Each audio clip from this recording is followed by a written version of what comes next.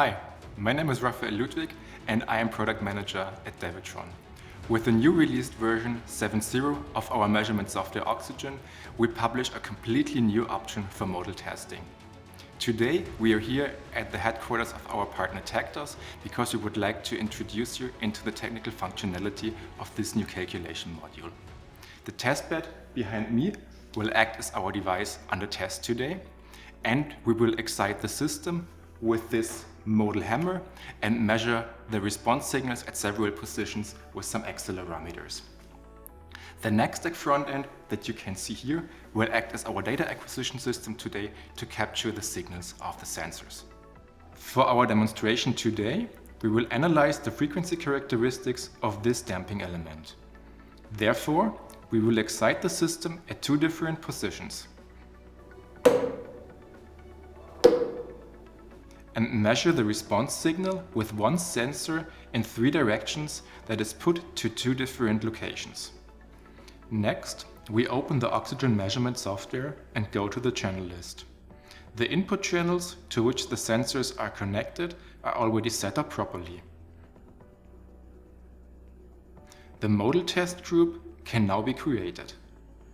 Now, let's start with the configuration of our modal test setup. If you have a geometry file in UFF format, you can import it here. For our demonstration today, we don't have one available, so we just define the number of excitation and response points. For our demonstration, we want to excite at two positions and measure the response at two positions. This means we have a total of 4 different positions that we can see here and edit the spatial direction if necessary. After this, we assign our hardware input channels to the respective measurement points. As we want to measure with one sensor at 2 positions, the individual transfer functions must be measured one after the other. In total, we therefore see 4 measurement groups here. As a last step, we configure the trigger, FFT and FRF settings. We will excite each group 3 times and calculate the mean average as a result. The trigger level will be set to 1000 Newton. Also, the number of samples is defined and the upper cutoff frequency up to which the transmission frequency is measured is set. Under FRF type, you can choose between 5 different algorithms that optimize the measurement of noisy input and output signals. You can perform test strokes to check the plausibility of the settings. You can see the stroke data directly in the graphs on the right-hand side.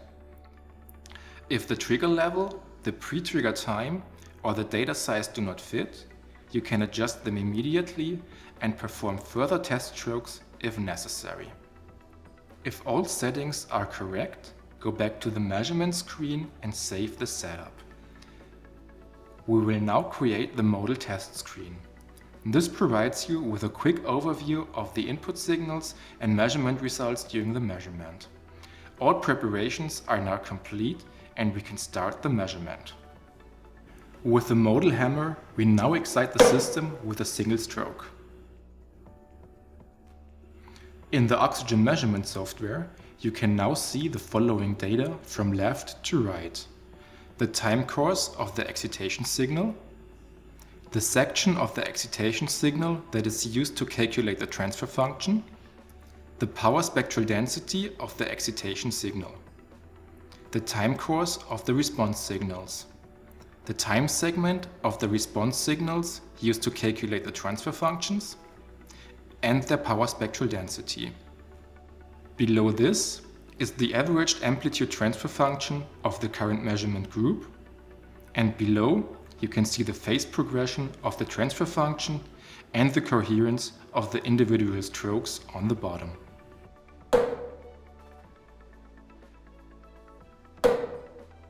If a stroke is not correct, you have the option of deleting the last one. The first measurement group is now complete and we start to excite the system at the second point.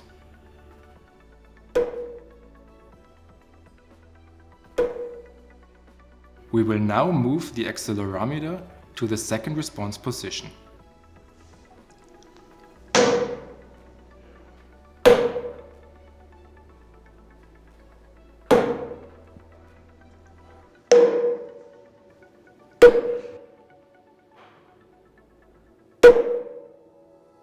We have now completed all measurement groups and can therefore stop the measurement. To view the measurements, we open the data file that has just been recorded.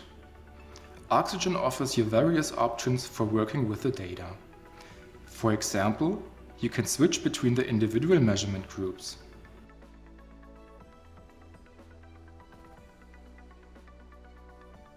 You can also see the data of the single strokes and switch back and forth between them.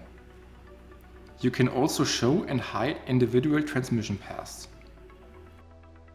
In the end, you can export all measured signals to the UFF format and continue with them working externally. Once you are finished with reviewing your data, you can go back to the live mode and start a new measurement. We hope that you got an impression about the capabilities of our new modal test option. With the upcoming Oxygen releases, we will continuously add improvements. To stay up to date, subscribe to our newsletter or visit our blog under dewetron.com/news.